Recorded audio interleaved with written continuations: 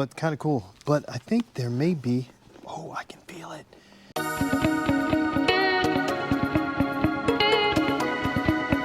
Hey guys, welcome back to another episode of Motorcycle Rewind. We're going to get right to it, and I want to pull these valves out of here and see how bad this one is. This one right here is, that was the one that's bent. This is the head from the 1982 Honda C70 Passport. So like I said, it's a 1982 C70 Honda Passport. And you guys may be saying, why? Why? Well,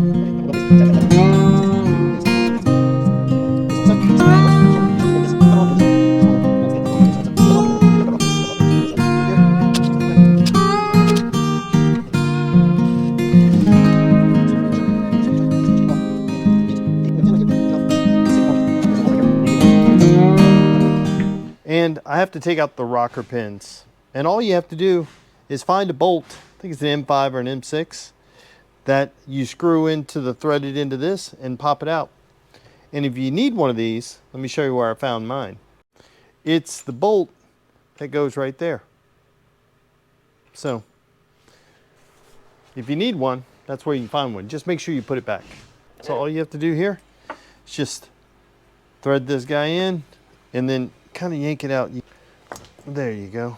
And there may be some crust stuff in there holding up. So once you get that, you're good to go. Now my rockers should just pop out. This is what I want to get to, so I can pull those out. And when you're putting your bolt back that you borrowed here, make sure you always put this guy back on. It's a little D-shaped washer. Oh, if I do it that way, it's a D-shaped washer that goes on, because if you don't, you'll end up with something like this.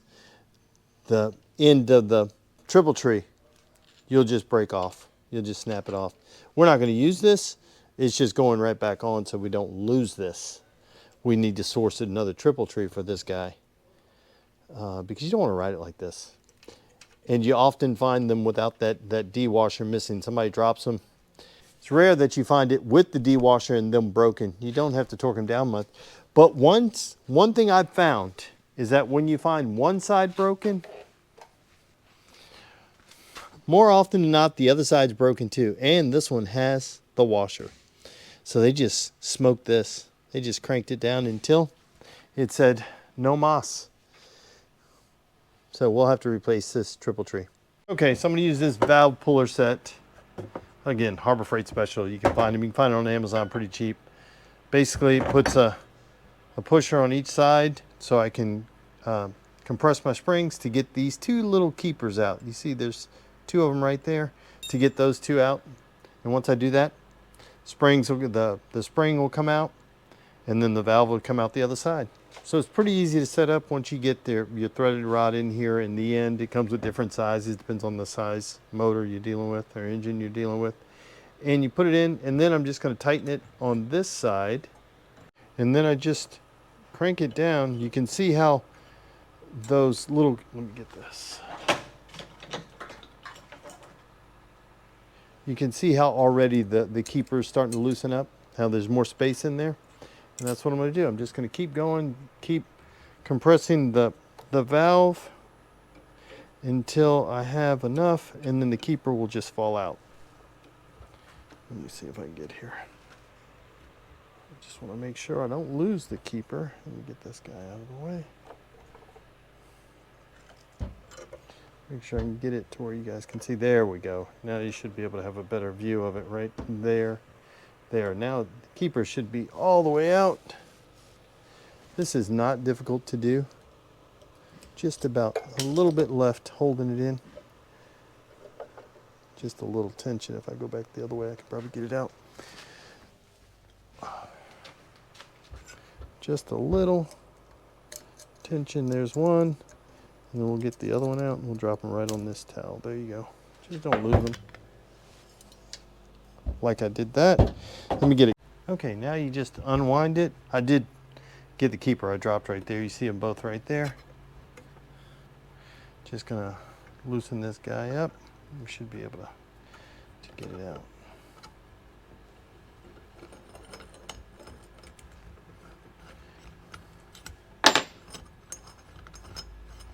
There we go. And now our springs should come out.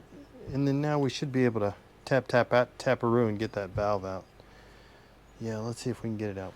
So I don't want to tap it too hard. Just that's it, just to get it out.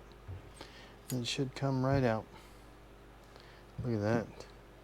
It's pretty rusty. Sorry about those dirty hands. That is pretty crusty right there. And this could be the reason why we were hanging up. Look at all this stuff right in here. That's just rust.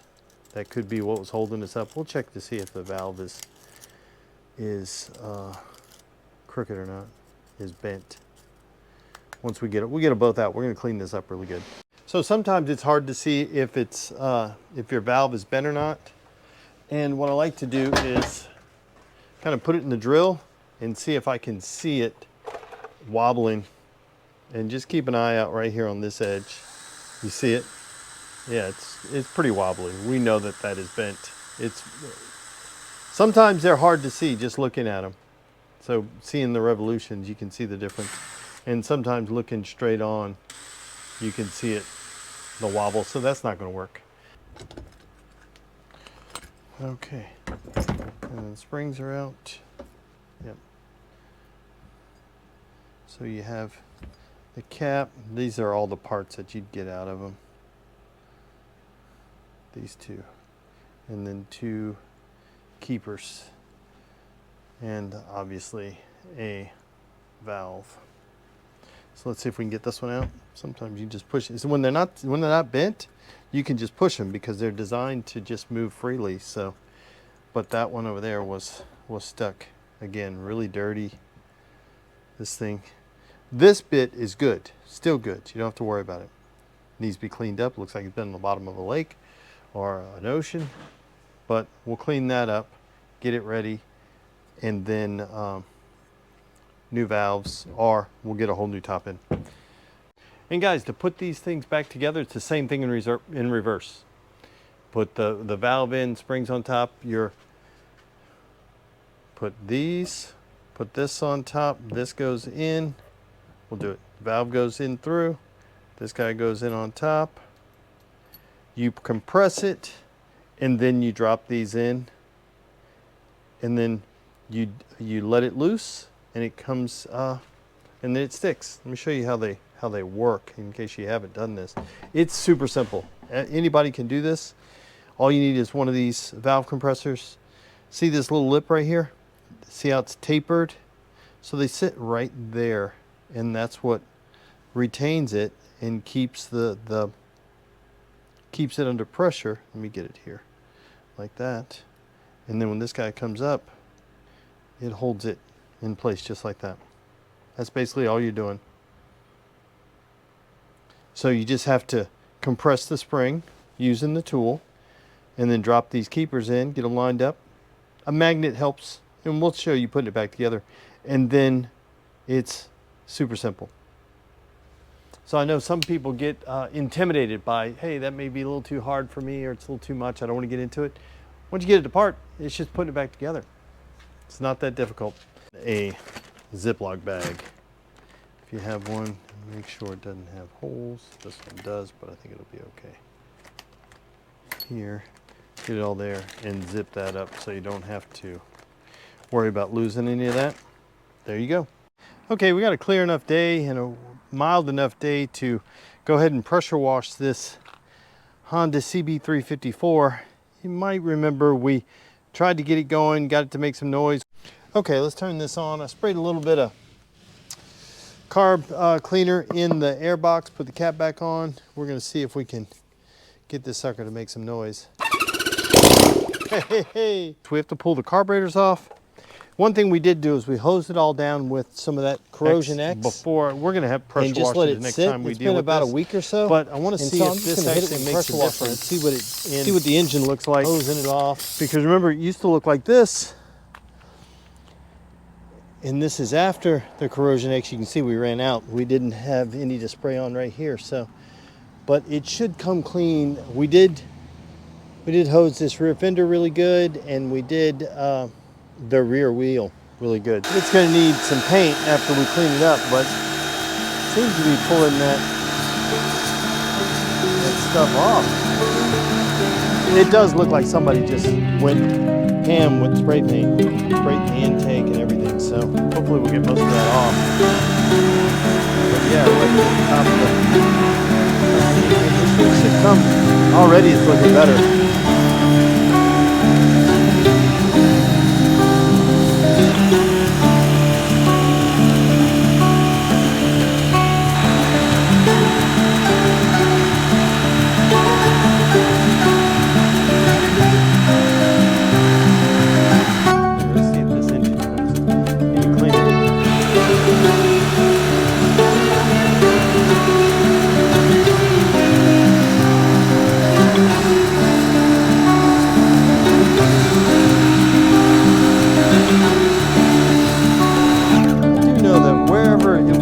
On the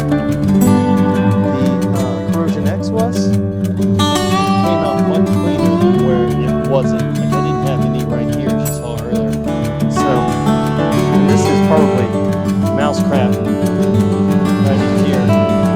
Gross. And I didn't do, for science purposes, I didn't put any on the front, on the forks, just because I wanted to see if it pulled stuff off of here. So I think it did. This front end was untreated. Maybe I put a little on the fender, but nothing else. Okay, let's take this tank off. I also know that I've got open exhaust over here.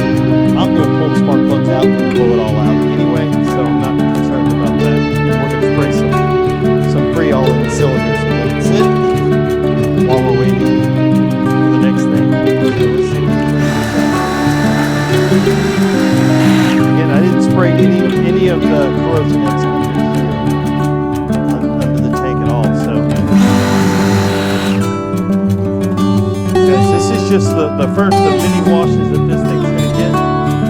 I just want to get it to where we can touch it. I don't have to go ahead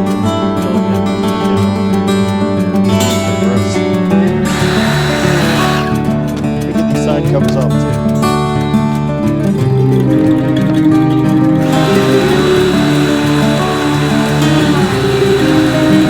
Okay, now I'm just going to spray it all down with a degreaser. Let me blow all these out.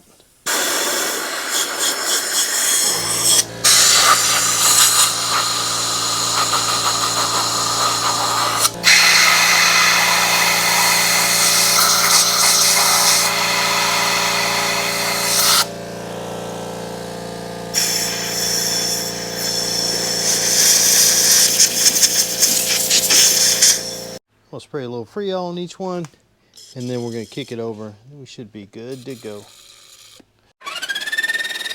Let's just run it.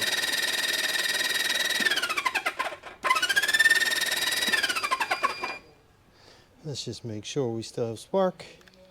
We should, but we did just wash it, so.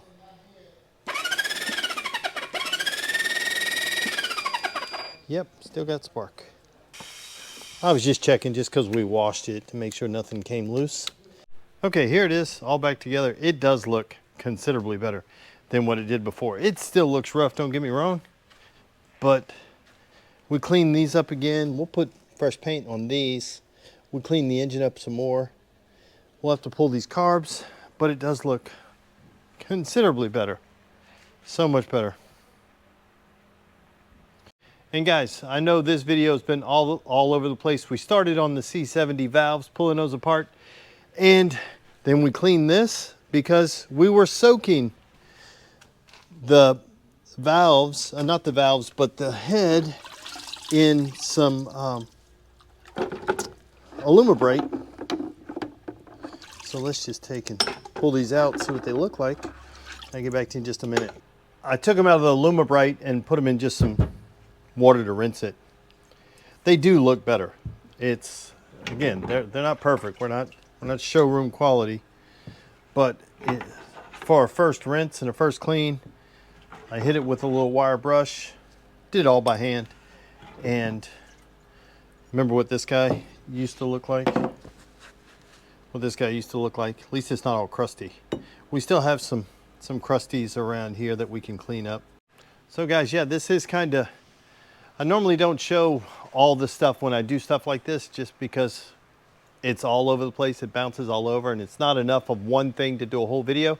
But I figured today I'd just show you, you know, it's kind of, we did this, we did the C70 valves, pulled the valves out and then cleaned it. And then we're gonna have to start messing with this 1982 Kawasaki Spectre 750 that has been sitting up for years. Obviously, the carbs aren't on where it goes, but I did hook a jump box to it because I don't have a Kickstarter to make sure it turned over, and it does turn over. We're missing a brake here and a brake here, so we need to find that. But it's in not in bad shape. It's complete. It would be a fun bike to ride. It's a big old boy, but it looks like a fun place to be. I could road trip this sucker. Big old windshield out front. We also had, we're off a bead here, so we got to figure that out.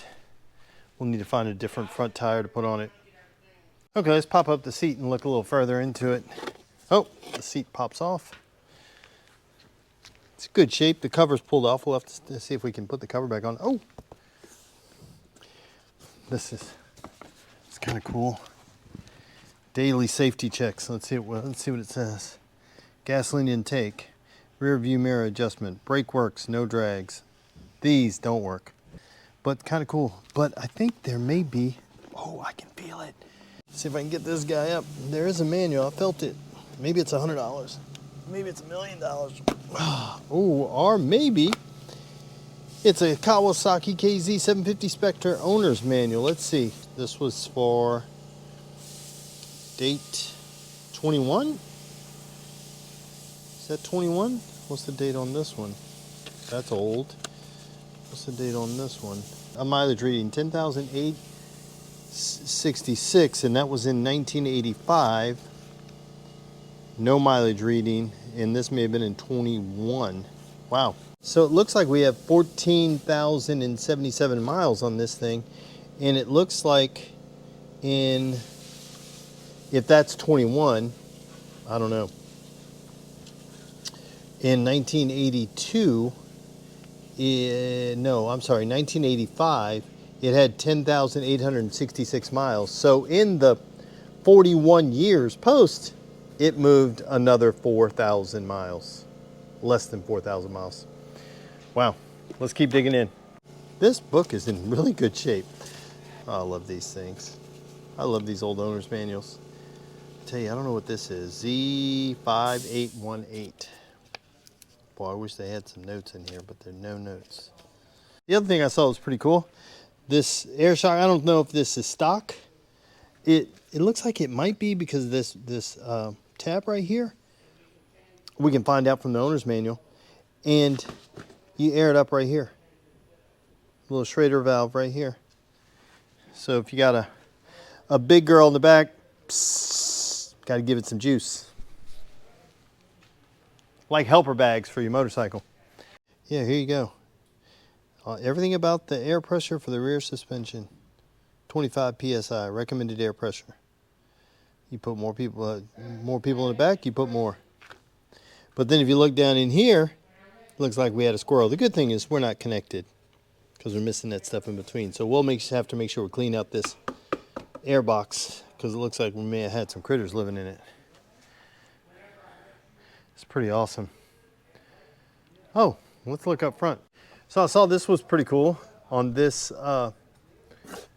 fairing right here where it says up and down. If you watch it, I'm turning it. I adjust my headlight from right here.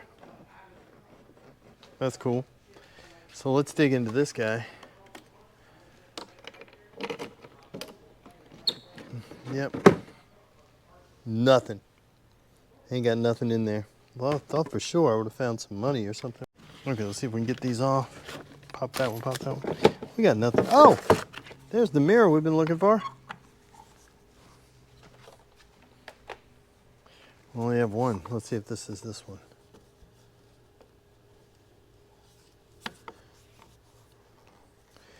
Any particular way this sucker's gonna go on? What do you think? Is it gonna fit? Oh yeah, I think we're, oh, dang it.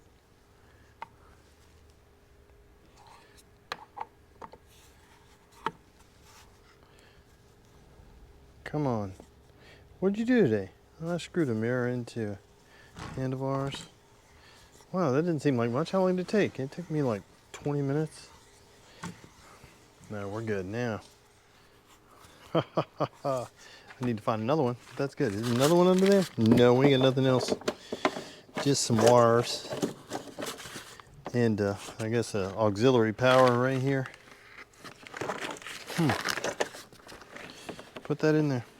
It also has this cool little sticker right here from, looks like it says Action Cycles in Tulsa, Oklahoma. Not too bad. We can peek inside this tank. I think it's not that one. Probably this one.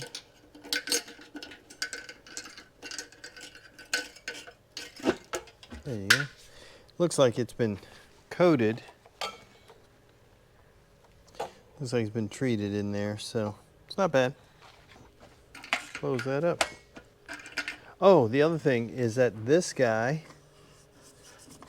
this tack, has the, I was looking at it, saw it. This button right here, you push it and it turns the tack into a voltmeter. So you'll run that up and be able to see it. It's not too bad.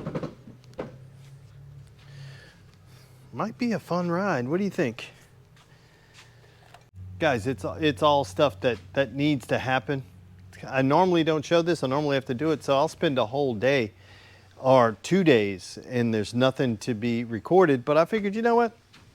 I got to get it done. So why not just show you what I'm doing? And that's what we did today.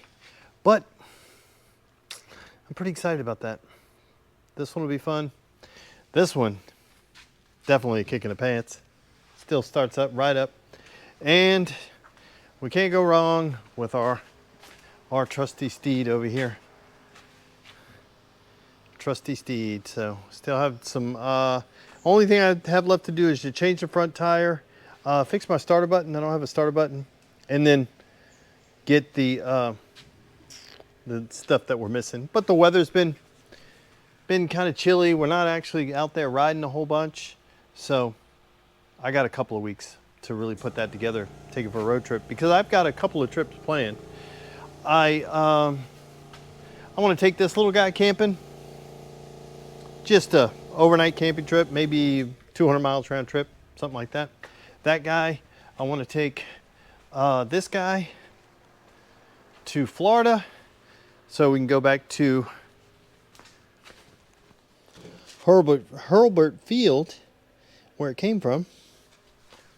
And then the student kit for the 90, that guy is just about finished, and we have to ride that one to Gulfport, Mississippi. Again, that'll probably be an overnight thing too. That'll probably be another couple hundred miles total when we do that on that. So got a lot of stuff planned, especially once the weather warms up. We're gonna be on, and we'll be out and about a whole lot more. Plus, waiting on a petcock for this one, so that we can then take it on the road and then start shaking it down. A lot of fun. Waiting on a battery. This is the 750. Waiting on a battery for that. So yeah, there's lots of stuff. And I think we have 15 more motorcycles showing up here in the next couple of days. So lots of stuff to choose from. So like, how do you pick? I just, you know, throw a dart, grab the closest one, make it work. So guys, I want to thank you for watching yet another episode of Motorcycle Rewind. And do me a favor, like, tag, share, and follow us on Instagram at Motorcycle Rewind. And go ahead and hit that subscribe button. Thanks again, guys, and have a great day.